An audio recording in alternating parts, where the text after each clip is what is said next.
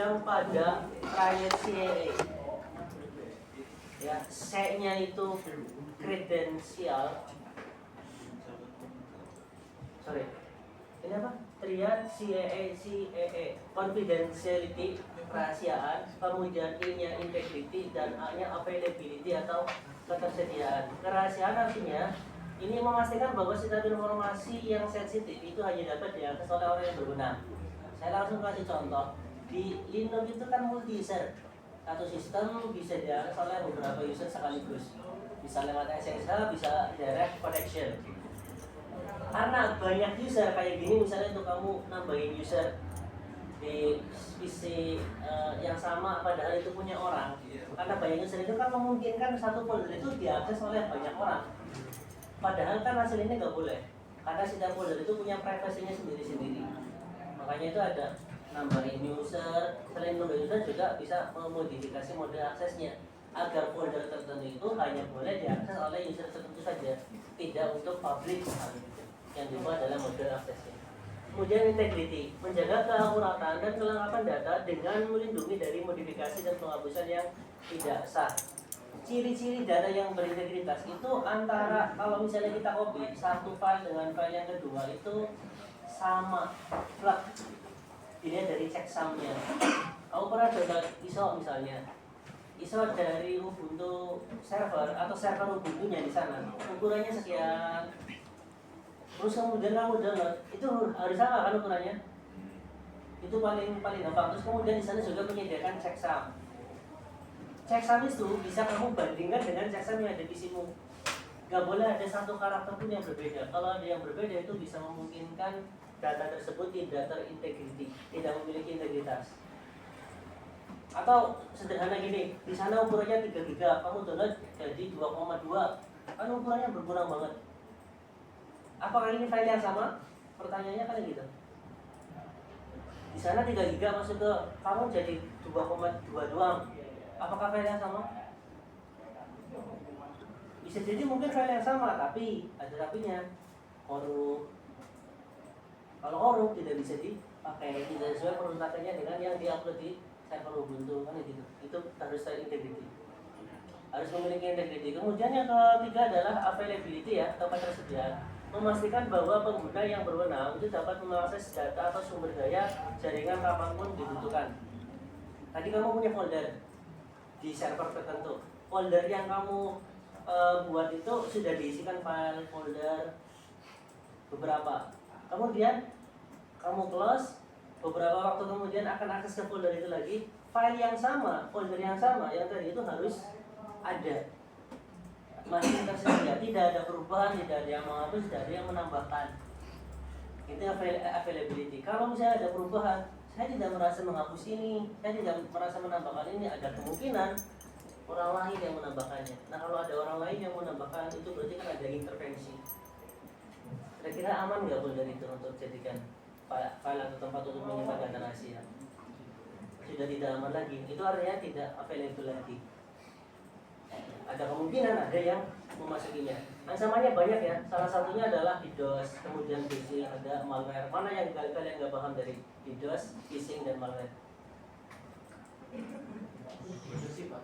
DDoS ini serangan yang bertujuan untuk membuat sumber daya habis. Misalnya ini ya, ada satu server kan harus punya memori, harus punya RAM, harus punya hard disk untuk memproses satu proses. Ada presentasinya ya. Proses ini memakan sekian persen RAM, memakan sekian persen CPU, memakan sekian persen storage. Satu proses itu loh. Semakin banyak proses, maka semakin banyak juga resource yang digunakan untuk server itu. Iya kan? Nah, si penyerang DDoS itu akan membabi buta, memberikan proses-proses untuk dieksekusi oleh server. Sehingga lama-lama di server kan kapasitasnya habis. Resource-nya, ya memorinya, ya prosesornya. Dengan banyaknya penanganan servis-servis yang aslinya itu nggak perlu, tapi dibuat-buat oleh si penyerang DDoS. Kalau sudah sampai ke titik jenuhnya, sudah sama sekali tidak bisa menghandle proses tersebut, server akhirnya down, akhirnya tidak tersedia. Itu serangan DDoS. sebenarnya di DOS itu ya kumpulan atau bentuk jamaahnya DOS, denial of service. Karena banyak jadi distributed denial of service atau DDoS. Ini misalnya. Kemudian penerapannya, untuk penerapan strategi keamanan bisa menggunakan enkripsi. Ini untuk data-data yang mau dilindungi supaya nggak mudah dibuka oleh orang. Kita lakukan enkripsi yang bisa membaca hanya yang memiliki kuncinya. Kuncinya disebut dekriptor ya. Kemudian autentikasi, otorisasi yang kuat. Misalnya kamu bikin medsos, bikin username dan password, tidak cukup username dan password, tapi juga ada MFA, multi-factor authentication. Itu pakai pesan WA ya, terus pakai PIN atau pakai face recognition. Segmentasi jaringan, memisahkan jaringan yang lebih kecil. Misalnya di sini ada banyak lab 1, 2, 3, 4 masing-masing, tapi beda-bedakan itu disegmentasikan ya. Jadi yang network lab 3 itu ya sebaiknya tidak bisa mengakses network lab 4 dan seterusnya disegmentasi. Kemudian membawa dan patch, ini meliputi software dan juga hardware. Kalau software ya misalnya versi itu VirtualBox, sekarang yang terbaru adalah versi 7. Kalau kalian masih pakai versi 6, ya sebaiknya diupdate. Tidak peduli sama cocok-cocokan. Biasanya itu semakin versinya tinggi itu karena sudah banyak dilakukan patching terhadap celah-celah keamanannya, softwarenya akan semakin baik, semakin aman ya. Patching. Nah, dari keempat penerapan strategi ini ya, salah satu yang bisa diimplementasikan adalah firewall. Firewall ini adalah satu komponen pertahanan pertama dalam jaringan yang berfungsi untuk melindungi sumber daya dengan mengontrol lalu lintas masuk dan keluar berdasarkan serangkaian aturan yang ditentukan. Kalau saya analogikan kemarin itu, misalnya ini kampus, garda terdepan untuk mengamankan siapa? Security ya, Pak Satpam ya. Pak Satpam adalah firewallnya. Pak Satpam itu akan memberikan akan bekerja berdasarkan aturan-aturan tertentu, siapa yang boleh masuk ke kampus. Kalau kamu tampil sebagai mahasiswa, oh ini mahasiswa masuk ke depan, pasti diizinkan. Tapi kalau kelihatannya gitu ada pakaian robek-robek atau mungkin nggak pakai celana masuk ke kampus, ada kemungkinan orang gila kan. Security apakah dia saja itu sebagai firewall, dia akan mengamankan, paling tidak menahan supaya nggak masuk. Atau misalnya dibikin aturan motor lewatnya samping kiri, pintu samping. Kalau ada mahasiswa atau orang umum yang lewat tengah, biasanya dihentikan. Mengapa? Lewatnya ke samping. Ini gitu. Ini firewall. Dan kecuali memang firewall itu diberikan peraturan nanti diizinkan motor ini karena ada urusan ini, itu kan di-allow berarti. Walaupun dia ke tengah dia diizinkan. Ini aturannya. Konfigurasi dasar dan seterusnya. Salah satu firewall yang paling umum digunakan di Windows Server itu ada UEFI, teman-teman. Uncomplicated firewall. Biasanya sudah ada bawaan. Kalaupun belum ada, teman-teman bisa melakukan install dengan perintah apt install UEFI. Kita coba ya. Dari server, kemudian masuk sebagai root. Berarti saya sudah dulu. Masukkan passwordnya. Oh, ini saya masuk sebagai firman ya, sorry. Dulu saya masuk sebagai firman. Kemudian sudah passwordnya sudah kemudian ketikkan perintah apt atau boleh pakai sudo lagi, sudo apt install UEFI. Sudah dicoba ini? Apt install UEFI kurang gede. Bapak sebetulnya saya biar di belakang yang masih perlu display lebih jelas ya, sebaiknya ke depan kecuali Anda ragu dekat. UEFI install UEFI ya, apt install UEFI enter. Ini kan sudah terinstall bawaan sih. Biasanya kalian juga lebih ya sudah ada. Bagaimana Luciana, ada yang ditanyakan? Oke, kalau nggak ada, kita lanjutkan lagi ya. Bagian kedua, setelah diinstal, kemudian penggunaannya. UEFI itu bisa digunakan kalau sudah di-enablekan. Jadi pakai UEFI enable. Nah, teman-teman bisa cek statusnya dengan perintah UEFI status begini. Dicek. Kalian statusnya gimana? Apakah sama dengan saya, inaktif? Kalau inaktif berarti tidak Aktif. tidak bekerja atau tidak aktif. Untuk melakukannya bisa menggunakan perintah UFW enable, ya. Sehingga akan tampil seperti ini. Set firewall is active and enabled on system start up. Ini berarti firewallnya sudah aktif. Saya cek lagi UFW status. Oh, statusnya aktif. Oke. Kemudian ada perintah di sini, membuat aturan khusus, misalnya akan mengizinkan HTTP. Kasih perintah UFW allow HTTP. Ini memberikan izin akses untuk SSH, UFW allow SSH. Nah, ini saya mau praktek ya. Sampai jam berapa ya? 10 ya. Cukup nggak praktek kalau misalnya saya berikan SSH remote tadi, nanti kalian nggak pakai terminalnya ini, tadi pakainya command prompt. Simak aja ya. Jadi yang diperlukan adalah Open SSH server. Kalian perlu install dengan perintah apt install Open SSH script server. Ini sudah terinstall, ya, already install. Kemudian kalau sudah terinstall, teman-teman bisa akses dari sini nih, terminal. Terminal ini bisa digedein kan? Ini cukup? Cukup. Nah, saya pakai SSH, SSH,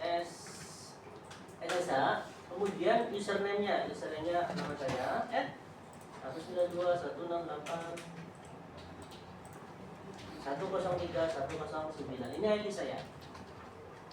SSH portnya berapa? 2. Kalian bisa tambahkan min P 22 kayak gini, nggak apa-apa. Dia bisa masuk nggak?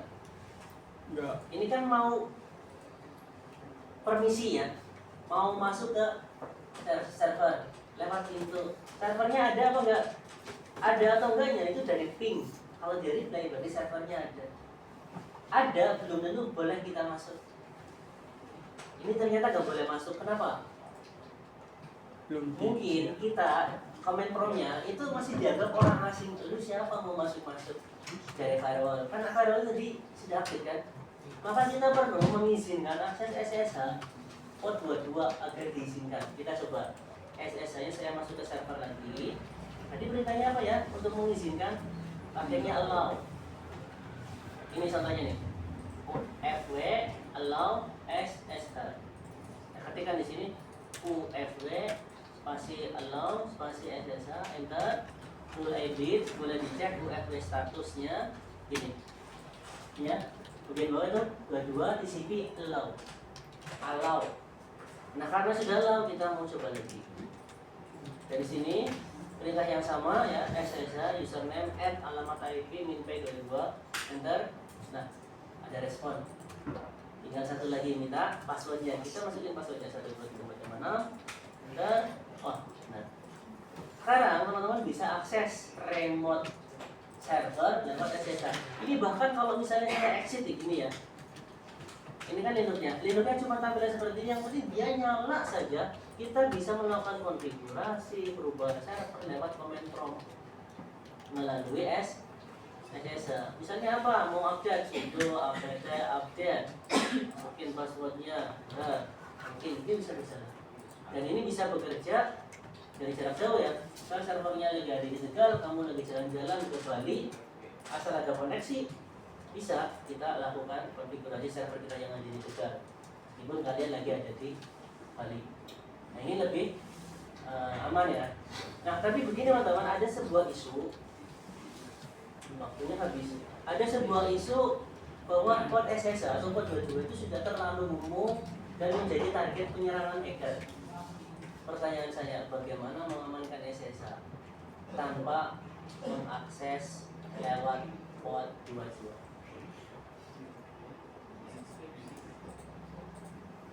Apa?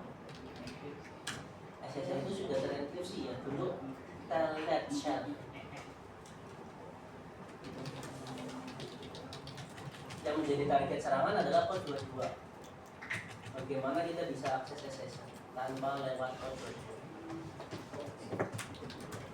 Saya tunggu ya jawabannya minggu depan. Karena waktunya sudah. Stay tune.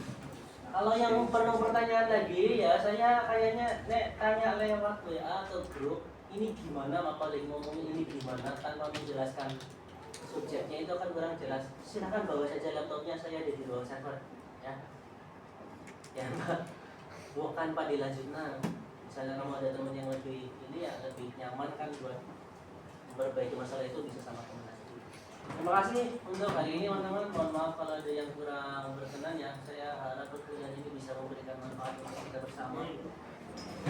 Kita akhiri. Assalamualaikum warahmatullahi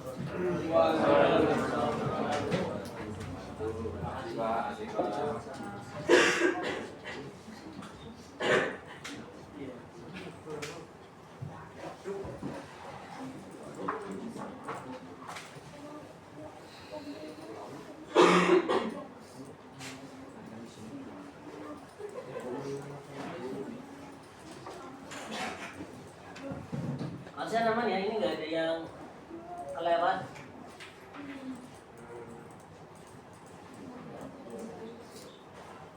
Urutkan berdasarkan status kehadiran. Rama Dani Senoji, Asahrul, Muhammad Rifal, Isna Rifa,